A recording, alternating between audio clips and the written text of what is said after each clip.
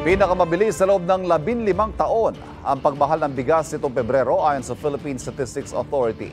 Sabi naman ng National Economic and Development Authority o NEDA, posibleng lalo pang tataas ang presyo ng mga pagkain dulot ng El Nino. May unang balita si Bernadette Reyes. Matapos ang ilang buwang pagbagal, muling nakaramdam ng pagbilis sa inflation rate o antas ng pagtaas ng presyo ng mga produkto at serbisyo sa bansa. Mula sa 2.8% noong Enero, pumalo na ito sa 3.4% nitong Pebrero. Kabilang sa mga dahilan sa mas mataas na inflation ay mas mabilis na pagtaas ng presyo ng pagkain gaya ng bigas. Sa katunayan, bigas ang may pinakamalaking ambag sa inflation.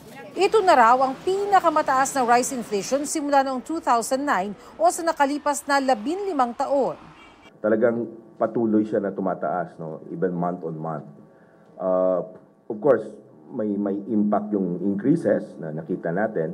At the same time, as I mentioned last month, na mababa kasi yung rice inflation last year mula January hanggang sometime July.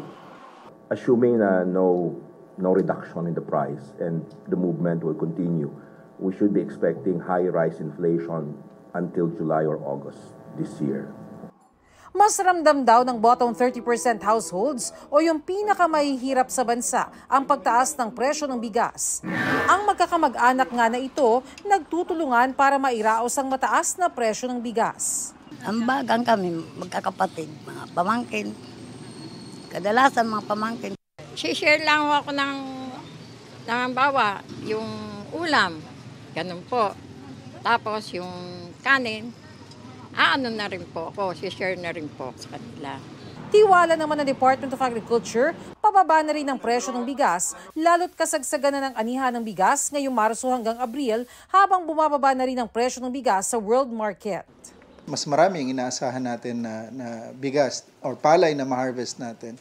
So naturally during this time, pababa yung presyo ng farm gate ng palay, which in turn ay magda-drive down ng presyo ng bigas. Ina-expect natin na palalakasin yung harvest natin, yung production natin.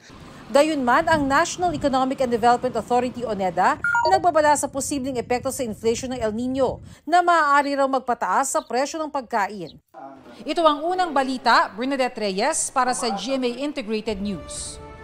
Kapuso, para laging una ka sa mga balita, bisitahin at mag-subscribe sa GMA Integrated News sa YouTube. Sa mga kapuso abroad, samahan nyo kami sa GMA Pinoy TV at sa www.gmanews.tv.